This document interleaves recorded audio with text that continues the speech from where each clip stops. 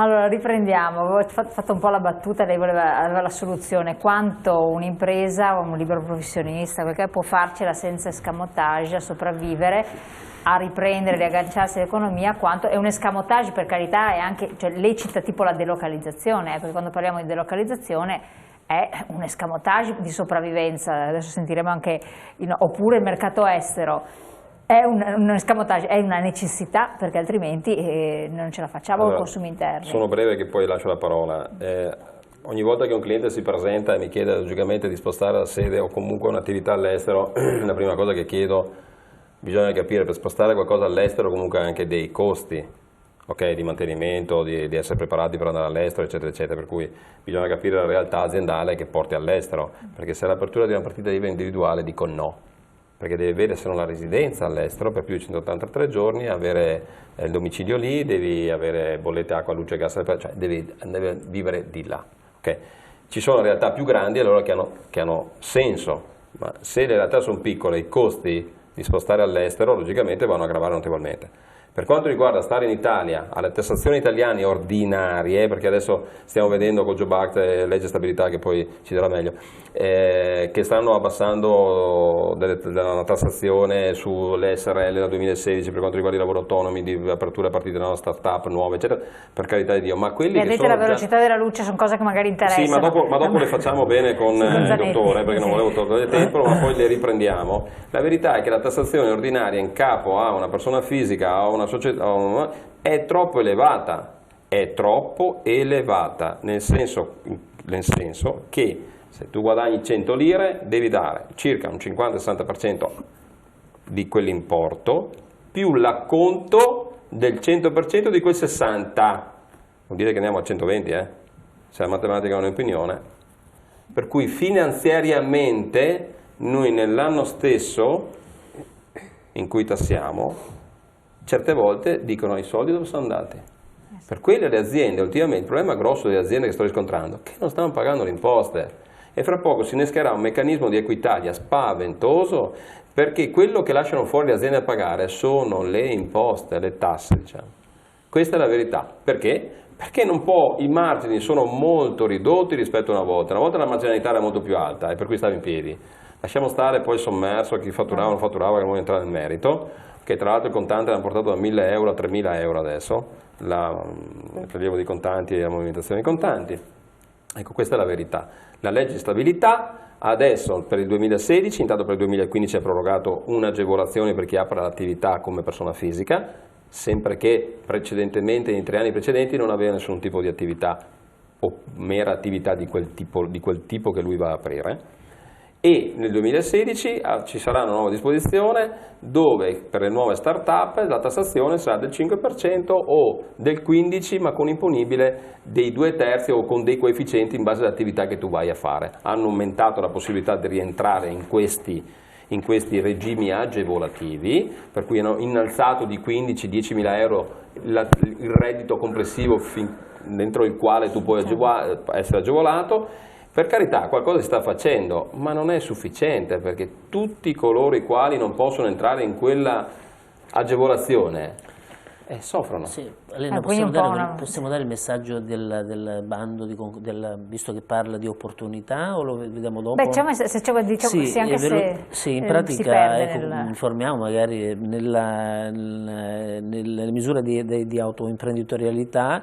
Nuova impresa a tasso zero, Ministero dello Sviluppo Economico, il 13 gennaio del 2016 scade un bando rivolto a giovani entro i 35 anni e a donne invece senza limiti di età che intendono avviare un'attività del valore di 1.500.000 euro.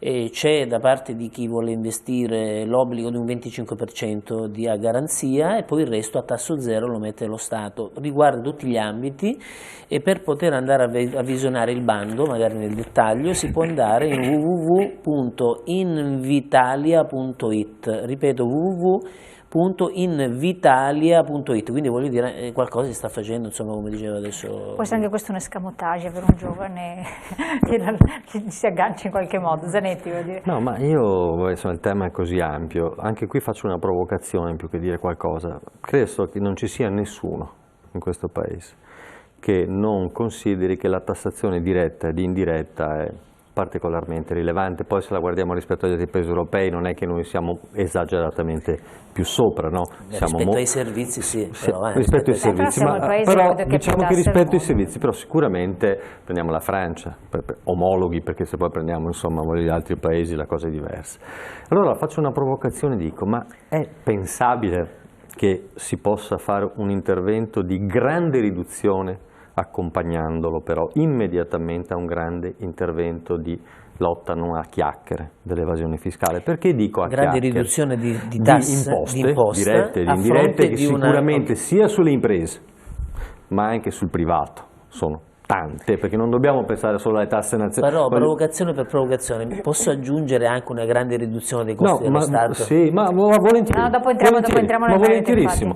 Però io vorrei fare la provocazione e la faccio perché poi, stando sempre a dati pubblicati in questo caso dal Dipartimento delle Finanze, che è il Dipartimento, uno dei 4 del Ministero dell'Economia che si occupa della visione e verifica delle dichiarazioni dei redditi, mi dovete spiegare com'è possibile che in Italia le dichiarazioni che superino i 200.000 euro siano 96.414, quando nello stesso anno sono state vendute autovetture di 110.000 euro nella misura di 340.000 auto, allora delle due l'una.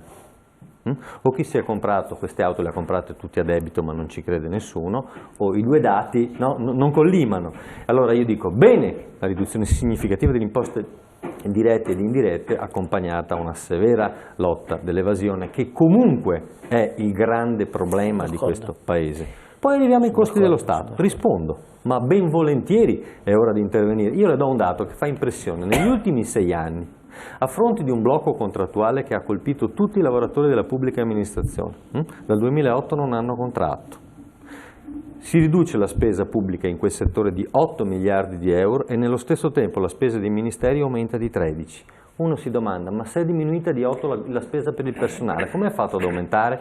Peccato che dal 2009 ad oggi le consulenze nei vari ministeri in Italia sono state nell'ammontare di 18 miliardi di euro. Allora, certo che c'è da tagliare, ma con delle forbici grandi così, perché non si spiega per quale motivo paghi i dirigenti generali o i dirigenti di settore 240.000 euro se sono dirigenti di prima fascia, 80 se sono di seconda fascia, e poi hai bisogno di dare in consulenza esterna, delle due l'una, o non sanno fare il loro mestiere o non ci spieghiamo. Ma voglio sentire un attimo il Presidente, dopo voglio dire, no. Però basta scegliere quello che si vuole fare. Prima di andare alla spending review che non è stata fatta e che apriamo un capitolo... No, per alcuni è stata fatta la spending review. No, infatti so che... E duramente. Ecco. Presidente, lei come la vede? Quindi la prima fase, rivolta alla prima provocazione che aveva fatto un po' sposato, e quindi pagare di meno, quello che aveva detto un po' il Presidente del Consiglio, pagare di meno, pagare tutti. È fattibile secondo lei? Rappresentando una categoria imprenditoriale, la classica, quelli che sono stati poi tacciati di essere con gli artigiani, no? I maggiori evasori, la piaga del nostro paese, poi secondo molti in realtà sono altri i grandi evasori. Che non si vuole poi che vengano fuori, tra l'altro. Che ci sia una gran platea di grandi evasori è un dato di fatto. Che questa nazione purtroppo sia fatta di cittadini che appena possono evadono è un altro dato di fatto. È una connaturata, no, ma adesso lei, questo mi sembrerebbe esagerato, però è una sorta di... Voglio dire, noi abbiamo una serie di leggi e di regole che non sono fatte per gestire ciò che davvero avviene, sono fatte molto spesso sull'onda ideologica, quindi alziamo le tasse sulle barche lunghe 15 metri perché così colpiamo il ricco e nel frattempo distruggiamo un'industria intera con tanti lavoratori e tante famiglie legate. Risultato zero, perché qui le hanno tagliato la corda o hanno venduto le barche. Questo è l'approccio delle regole, perché le nostre regole non sono legate all'oggettività ma sono legate all'ideologia, che è quella che ha pervaso questa nazione fino a 5 anni fa, 10 anni fa, qualche cosa del genere. Prima lei però aveva detto un'altra cosa, e cioè, è quello che dicono tutti, non si offenda, al bar, ma fino a quando noi troveremo il coraggio di continuare a star qua e a pagare le tasse qua che sono troppe, ok.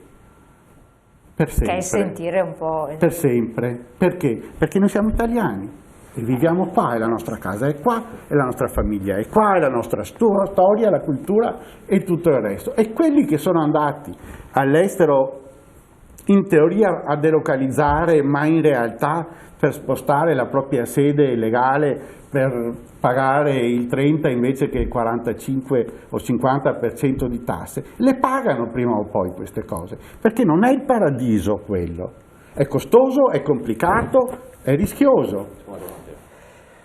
E quelli che sono andati a spostare attività produttive in Slovenia o in Austria, dove c'erano tutte le facilitazioni del mondo, adesso troveranno dei problemi anche loro, perché Slovenia e Austria sono in gravissima difficoltà. Come la Carinzia, no? E certamente, perché non hanno più soldi per finanziare ciò che aveva attratto in modo particolare. Quindi, secondo me, per questa povera nazione, la soluzione è quella di fare tutti meglio il proprio lavoro e continuare a credere e a sperare e soprattutto ad operare col voto e con anche le iniziative anche delle associazioni di categoria, in modo che le storture vengano rimesse a posto.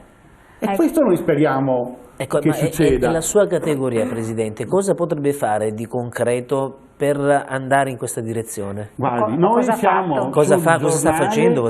Tutti i giorni. Noi parliamo di tutto. Guarda, dice cos'è? I prezzemolini? No, non è così. È che siccome c'è una chiara latitanza da parte di chi, politici per esempio, che non hanno più il coraggio di mostrare la faccia da nessuna parte, dovrebbero far cambiare le cose, dovrà farlo qualcun altro. Noi dobbiamo sussidiare azioni che non vengono esercitate da altri. Lei guardi, mi sta dando un assist, perché io dico sempre da un pezzo che ci sono due situazioni binarie. In un binario viaggia la politica, in un altro binario viaggia l'economia reale. La speranza è che questi binari si incontrino prima o poi, e questa è una speranza ma bisogna provarci. E quindi, come dice giustamente lei, che io condivido pienamente, bisogna rimboccarsi le maniche e fare proprio... Ma già quello che hanno fatto loro appunto con il discorso dell'IVA è stato sì, ma noi in tanti altri ambiti appunto segnaliamo le cose, perché se non le dice nessuno, tanto è sempre andata così. Però i 3.000 euro di contanti vi agevano un po'. No, assolutamente, sono la peste. Sono la peste. La spieghi. Ma perché intanto è significativa una cosa, scusatemi, scivoliamo sulla politica, ma è drammatico. Ieri un ministro della Repubblica ha detto: abbiamo dovuto accontentare un altro ministro della Repubblica, il quale ha detto: erano anni io che chiedevo, ma vi rendete conto dove viviamo? Ma che speranza ha questa nazione? Quante ne ha? Ma santo cielo, se oltre a tutto il resto dobbiamo anche confrontarci con questi, le aziende non possono evadere niente. La nostra azienda fa 10 milioni di fatturato, 85% all'estero, non si fa venire in mente di fare un centesimo di euro di nero, primo per una questione di etica profonda di chi la possiede. Secondo, perché un'azienda come la nostra non potrebbe neanche provarci, visto che deve dimostrare tutto quello che entra, che esce, e forse più le aziende commerciali, confrontarsi con l'ufficio delle dogane, del piccolo questo lasciamo perdere. Quindi ben vengano tutte le operazioni che virtualizzano il denaro. Il denaro non controllato. Sì, però è un costo, se non avesse costo, siccome ma certo, è un costo. È chiaro, ma se vogliamo ottenere qualche risultato, quel costo là lo finanzierà lo Stato, perché gli tornerà indietro di IVA che non viene pagata, di tasse che non vengono pagate. Però siamo un paese anche a vocazione turistica e perdiamo... Gli stranieri, guardi, questa è un'altra delle cose, gli stranieri hanno già la facoltà di portare 10-15 mila euro in qua. Fino a 15.000 euro. Fino a 15. Possono pagare in contanti fino a 15. Basta che dichiarino la residenza, basta che abbiano un permesso di soggiorno, una D'altronde carta basta girare il mondo, anche il taxi in Brasile l'ho pagato con la carta di credito. E chi proprio non vuole?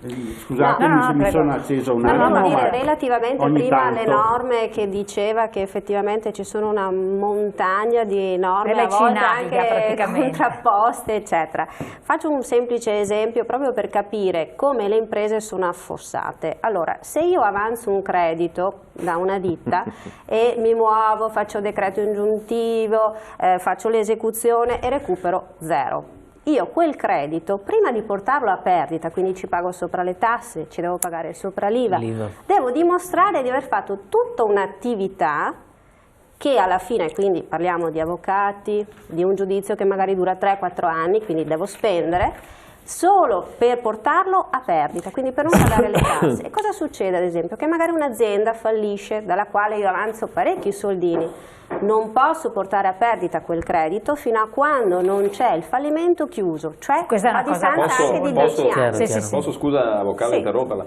ma nella legge di stabilità hanno messo l'IVA e procedura concorsuale, si dà la possibilità, leggo che così magari non dico una cavolata, no? Si dà la possibilità di rettificare l'imposta sul valore aggiunto al momento dell'apertura del fallimento del soggetto debitore, non sarà più necessario attendere la ripartizione dell'attivo fallimentare.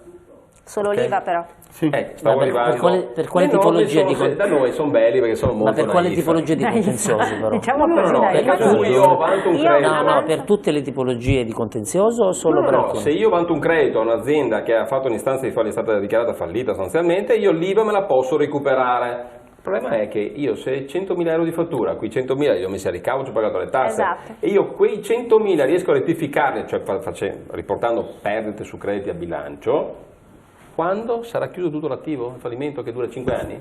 Magari 5 anni. Sì, dico 5 anni per dire avvocato, no, dai 3, 5, 7, poi dipende dal giocatore. Io in azienda l'ho risolto, io prima, su 70 milioni di fatturato, l'azienda nostra è un'azienda importante, che avevo perdite su crediti abbastanza significative, la crisi ha fatto pulizia dell'azienda, molte aziende per fortuna sono uscite fuori, io adesso non mi appoggio più all'avvocato, in prima battuta, faccio uscire una società di recupero del credito e poi di conseguenza passo e là ho più efficacia nel riscuotere il quattrino. Certo. Poi dopo l'attività stragiudiziale comunque c'è sempre. Il problema è che comunque l'azienda su importi magari anche considerevoli per parecchi anni non può portarsela a perdita, quindi ci paga sopra le tasse, è appunto un ricavo.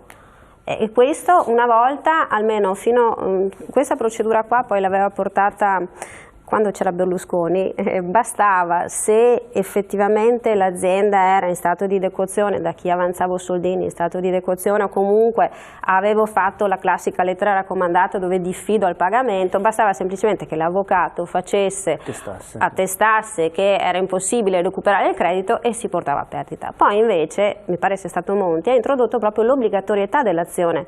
Per cui finché io proprio non faccio un'azione giudiziaria che si può concludere con un pignoramento negativo, che costa una follia comunque, tra l'altro che costa una follia, costa tantissimo, perché basta pensare anche un semplice pignoramento fra ufficiale giudiziario, custode giudiziario, istituto vendite giudiziarie, cioè per 500 euro arrivo tranquillamente quasi a 5.000 euro solo di imposte di quello che io devo pagare, senza contare i compensi dell'avvocato. Se poi voglio fare un pignoramento immobiliare, apriti cielo, perché da lì ci sono... Zara. No, riportavo una battuta di un collega che non vive in Italia ma lavora in un altro paese. Diceva che da voi siete un paradiso fiscale per quelli che non lavorano. È vero, cioè, noi siamo sempre stati riconosciuti come un paradiso fiscale per ciò che riguarda la tassazione delle rendite. Invece siamo un paese che ha sempre massacrato il lavoro. È vero. Noi fino a un anno fa le rendite finanziarie, parlavo del 12%. Adesso ci troviamo di fronte a un paese, siamo comunque, e sono dati BCE, che è quella che vigila sulle banche adesso, Banca Italia c'entra molto poco, sulle banche principali la vigilanza e le ispezioni sono tutte BCE, quindi è Francoforte. La rendita finanziaria è tassata al 12,50, adesso stanno cambiando e la prossima manovra, ma pensiamo tutti, sarà sostanzialmente appesantire la tassazione su quello che è le tasse di successione. Si mettono anche quella di nuovo. I mercati immobiliari che è sempre stato un volano per il nostro paese, non dimentichiamoci che noi siamo un paese fortemente connotato nell'immobiliare, lo siamo perché appartiene alla nostra natura. Il 55% degli italiani hanno almeno un immobile di proprietà. Sì, ma allora attenzione a questo discorso. Se tu paghi la casa solo perché è in vita, perché la compri, perché ci paghi, e poi la paghi un'altra volta, eccetera, ci rendiamo conto che cambi la connotazione. Ma c'è anche un dato, quando oggi è uscito l'anticipazione sul PIL del nostro paese, che è l'1,1%, non dimentichiamo che le spese per energia pesano intorno a un 10-15% del PIL, quindi pesano molto, e un ribasso così importante negli ultimi 12 mesi che ha visto più che dimezzati i costi dell'energia, insomma, è veramente molto poco, e il nostro continente cresce poco, cresce all'1,5, 1,6, 1,7 contro altre aree geografiche che crescono a più del doppio della velocità. Noi siamo un continente a stagnazione secolare. E l'Italia all'interno di questa stagnazione stagna più degli altri. Noi tra i paesi che contano siamo il paese che ha più risparmio. Questo sì, anche durante la crisi abbiamo risparmiato. Noi abbiamo più risparmio dei francesi e dei tedeschi. Vero. E quella è la nostra grande polizza d'assicurazione. Il nostro spread è 100 e qualcosa perché abbiamo questo grande cuscino di ricchezza privata accumulato negli anni. Che siccome a me sembra che chi ci governa guardi sempre il presente, o forse perché sono tutte persone di una certa età o comunque sono sistemate, non guarda mai oltre. Adesso abbiamo le generazioni, possiamo dire tranquillamente dai 40 anni in giù, che non avranno casa, non avranno sicurezza lavorativa, non avranno niente, 40 anni su non avranno pensione, cioè stiamo costruendo dei presupposti di tutt'altro genere, quindi si vive su una situazione fino ad oggi e non si guarda domani che ci dovrà essere servizio di assistenza sociale, secondo me, esteso. Sono accadute tante cose in questi 4-5 anni, siamo ritornati ad essere un paese di immigrazione. Oppure se ne andranno via prima abbiamo delocalizzato, poi saremo un paese di abbiamo delocalizzato le menti, quindi hanno preso e sono andati a lavorare fuori. Adesso siamo un paese che deve riappropriarsi di una sua certa... Diciamo che se è da apprezzare un certo tipo di sforzo che sta facendo l'attuale leadership è quella di riappropriarci di un certo tipo di identità, no? Non è banale questo, non so se ci riusciranno, ci vorrà molto tempo.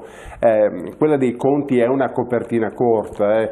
Non dimentichiamoci che gli Stati Uniti sono usciti dalla crisi economica e finanziaria più grande che hanno avuto dal 29 in poi, con 6 anni di quantitative easing, e non erano 60 miliardi al mese, ma 90 miliardi al mese fatti per 6 anni. Non solo questo, investimenti pubblici, ma soprattutto la spesa pubblica è passata dal 3 al 10%. Molto interessante. La parola Zanetti, infatti. Perché finora, come dire, il convitato di Pietre, ogni volta che se ne parla sembra che uno dica delle bestemmie, è la spesa pubblica. Non c'è storicamente ed economicamente, se lei prende l'economia in difficoltà, quelle post evento bellico del 45, non c'è nessuna economia che ha potuto ripartire con vigore se non c'erano gli investimenti pubblici. Non ci può essere, perché comunque qualsiasi industria, per quanto potente, non può disporre di così importanti e ingenti risorse da essere volano di traino dell'economia.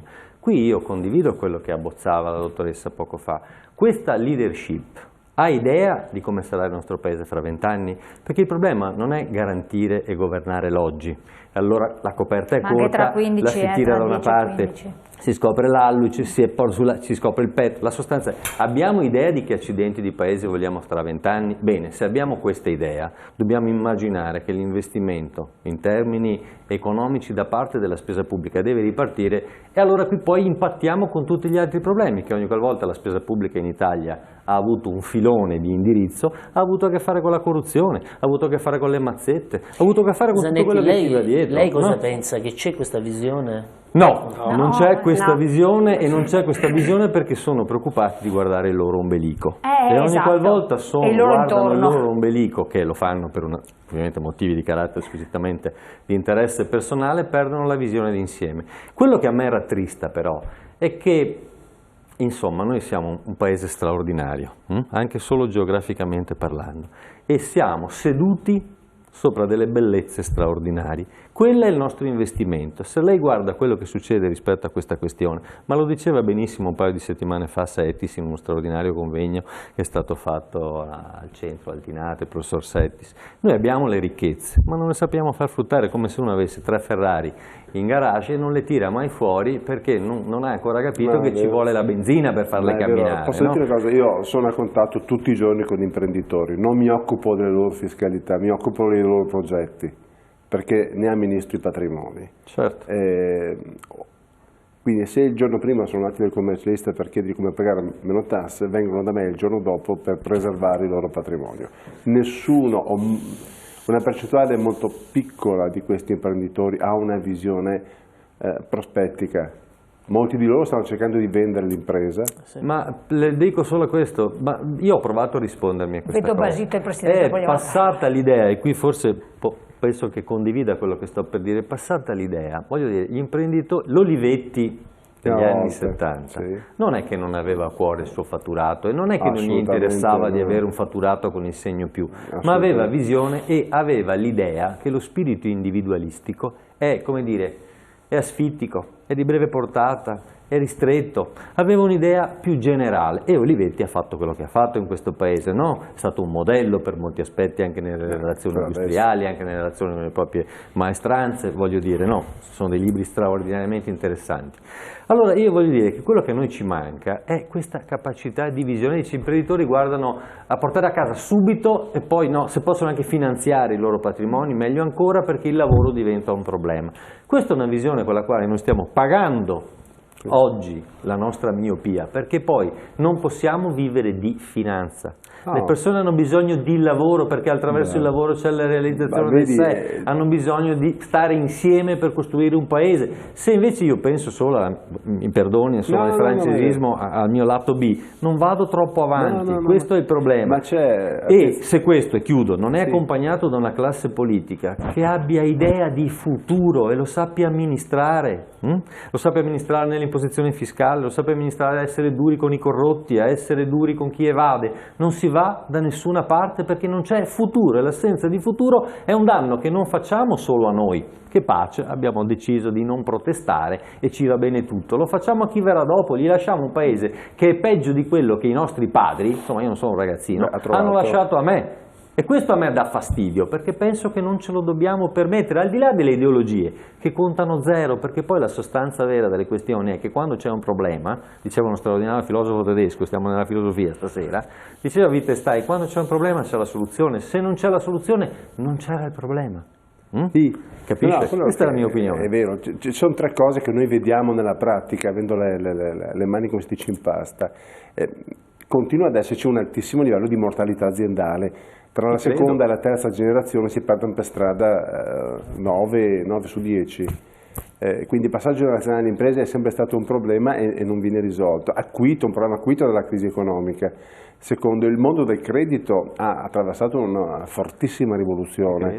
Il credito territoriale si sta ricompattando, ridimensionando, ristrutturando, le banche del territorio stanno cominciando ad essere qualcosa di diverso da prima.